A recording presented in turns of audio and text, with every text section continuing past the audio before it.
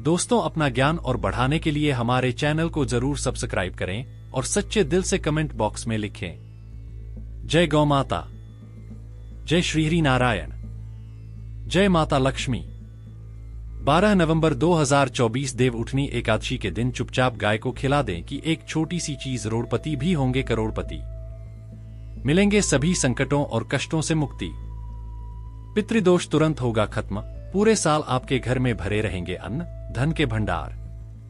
आप करेंगे रुपयों पैसों पर राज। जी हां दोस्तों, 7 पीढ़ियों तक बैंक बैलेंस बढ़ता चला जाएगा।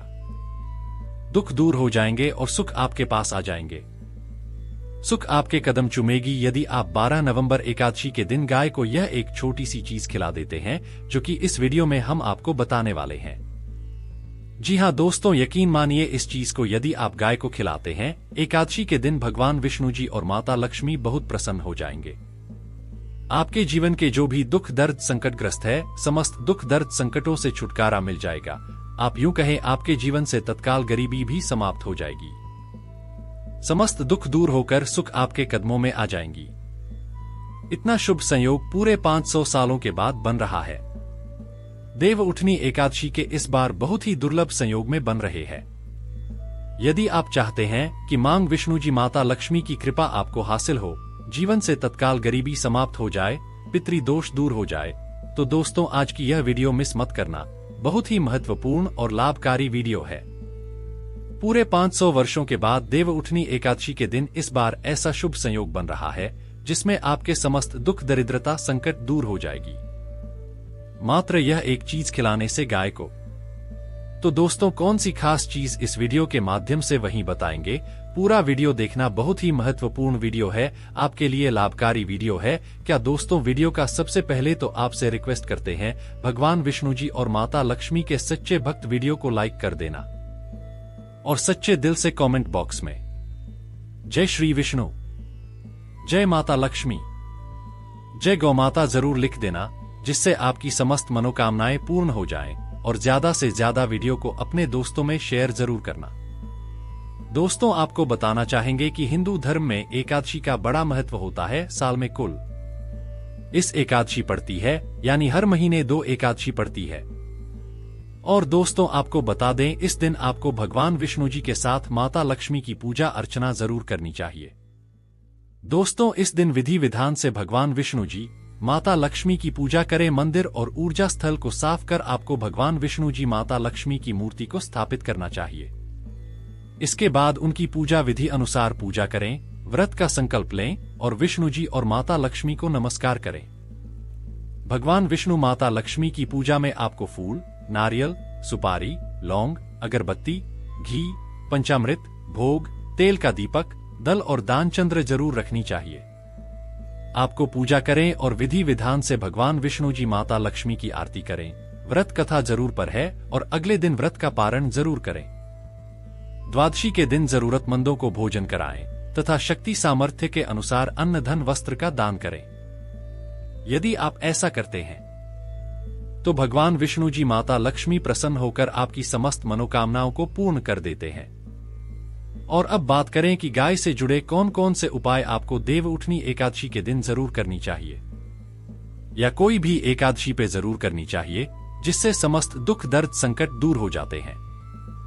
7 पीढ़ियों तक धन दौलत की कमी नहीं होती, बैंक बैलेंस बढ़ता चला जाता है, समस्त दुख जो भी जीवन के दुख दर्द संकट दूर हो जाते हैं और सुख आपके कदमों में आ जाते हैं, सुख आपके पास आते हैं। चलिए शुरू करते हैं। कौन कौन से गाय से जुड़े उपाय। दोस्तों, सनातन परंपरा में गाय गए डा और गया तरीका बहुत ज्यादा धार्मिक महत्व है। मान्यता है कि माता के पर 33 कोटि देवी देवताओं का वास होता। गौ माता की सेवा एवं पूजा करने वाले जातक पर इन सभी देवी देवताओं की कृपा बरसती है। गौ सेवा से न सिर्फ इस जन्म के बल्कि पूर्व जन्म के भी दोष दूर हो जाए। आते हैं, प्रत्येक सुबह जब आपके घर में भोजन बना प्रारंभ हो तो सबसे पहले बनाई गई रोटी को आप गौमाता के नाम से निकाल दें और भोजन करने से पूर्व गौमाता को इस रोटी को खिलाएं। यदि संभव हो तो काली गाय को खिलाएं। यदि काली गाय न मिले तो सफेद गाय को भी हिला सकते हैं। प्रति एक ऊर्जा और मांगलिक कार्य में गौमाता या उनसे जुड़ी चीजें जैसे गाय का गोबर, गोमूत्र, गाय का दूध अथवा गाय के दूध से बना भी जरूर शामिल करें। इससे आपको उन्हें की प्राप्ति होगी। सनातन परंपरा के अनुसार जिस घर में गाय होती है उस घर से जुड़े सभी वास्तु दोष हो जाते हैं। किसी भी पूजा में गाय से हासिल 5 में युक्त प्रथा का उपयोग जरूर शामिल करें, क्योंकि पंचम के बिना कोई भी पूजा पाठ और हवन सफल नहीं होता। जहां दोस्तों व कृपा पाने के लिए प्रतिदिन सप्ताह अथवा महीने में परिवार समेत एक बार गौशाला जाने का नियम जरूर बनाएं और वहां गायों को हरा जरूर थे। इससे आपको शुभ फलों की प्राप्ति और साथ ही साथ गौ सेवा और ऊर्जा से 9 ग्रह शांत हो जाते हैं और इनसे जुड़े दोषों का निदान हो जाता है। गर्मियों में गौ माताओं को पानी पिलाएं और सर्दी में गौ माता को गुड़ जरूर खिलाएं।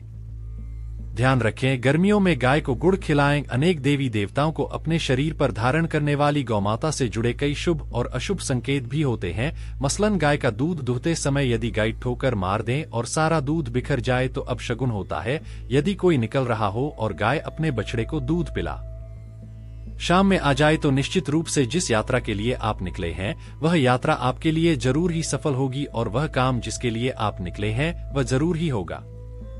यात्रा पर जाते समय बाएं ओर गए हैं कि आना और रात्रि में गाय की हम कार्य करना भी शुभ होता है।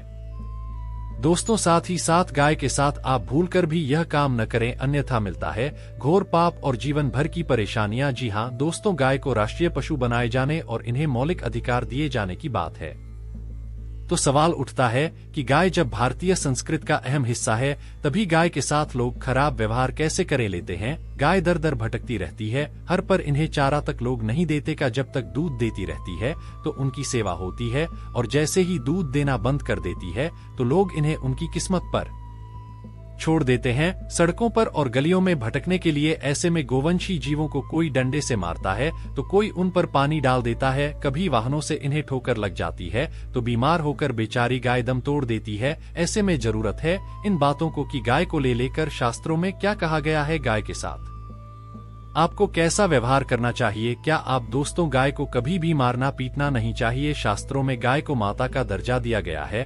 गाय को मारने पीटने वाला माता को मारने पीटने वाले के समान पाप का भागी माना जाता है। ऐसे घरों को नरक लोक में वर्षों तक कष्ट भोगना पड़ता है, अगले जन्म में मिलता है। तथा है कि गौतम मुनि ने गलती से गाय को डंडा मार दिया जिससे गाय की मृत्यु हो गई थी और इस पाप से मुक्ति के लिए इन्हें वर्षों तक तपस्या करने पर भगवान श्री कृष्णा जी ने स्वरूप में आए वृत्तासुर का वध कर दिया था, जिससे मुझे थी कि या भगवान श्री कृष्णा को संपूर्ण तीर्थों को एक झुंड में बुलाना पड़ा और इस कुंड में स्नान से मुक्त हो गए थे। साथ ही साथ जो लोग पानी पी रहे को भगाते हैं वे घोर पाप के भागी बनकर न भोगते हैं, ऐसा पुराणों में बताया गया है।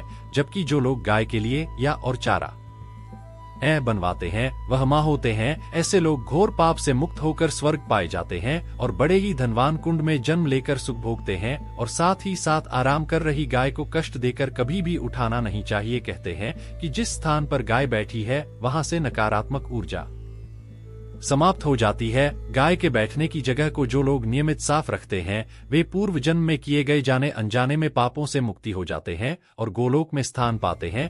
गाय को डंडा मारकर उठाना, पानी डालकर उठाने से मनुष्य पाप का भागी है और अगले जन्म में उसे दर्द भटकना पड़ता है। और साथ ही साथ शास्त्रों में बताया गया है कि गाय का दूध उसके बछड़े के लिए होता है। गाय के बछड़े से हुआ दूध ही मनुष्य को लेना चाहिए, परंतु कुछ लोग एक बार गाय को दो लेने के बाद फिर से बछड़े के लिए हुआ दूध भी हो लेते हैं। ऐसा करना घोर पाप कहा जाता है। ऐसे दूध को दो हारने वाला और ग्रहण करने वाला दोनों ही पाप के भागी बन जाते हैं। दोस्तों, साथ ही साथ शास्त्रों में कहा गया है कि गोवंश यानी गाय और बैल के नहीं बैठना चाहिए, इनके एक पर बैठने से महापाप लगता है। ऐसे लोगों की यातना भोगनी पड़ती है। एकमात्र महादेवी के अंश से उत्पन्न नंदी ही गौवंश की है, जिस पर महादेव और महादेवी सवारी करती है, क्योंकि नंदी ने स्वयं अपनी इच्छा से महादेवी की सवारी बनना स्वीकार किया था। और साथ ही साथ शास्त्रों में गाय के दान को बहुत ही महत्व दिया गया है, परंतु ऐसी गाय का दान कभी नहीं करना चाहिए जो बूढ़े और बीमार हो। कठोपनिषद में नचिकेता की कथा भी इस गर्भ में है कि जिस नचिकेता ने पिता द्वारा बूढ़ी गाय को दान करने पर आपत्ति जताई थी, दूध देने वाली और बछड़े सहित जो लोग गाय का दान करते हैं महान पुण्य को हासिल करके स्वर्ग में स्थान पाते हैं। दोस्तों, साथ ही साथ सूर्य चंद्र मंगल शुक्र की युति राहों से हो तो पितृ दोष होता है।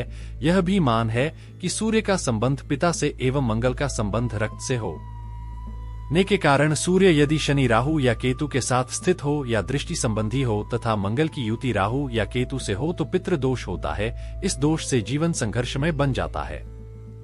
यदि पितृदोष हो तो गाय को प्रतिदिन या किसी भी एकादशी कोई किसी पूर्णिमा के दिन या अमावस्या को रोटी गुड़ चारा आदि खिलाने से पितृदोष समाप्त हो जाता है। साथ ही साथ देसी गाय की पीठ पर जो खुद को बड़ा होता है वह बृहस्पति गुरु है।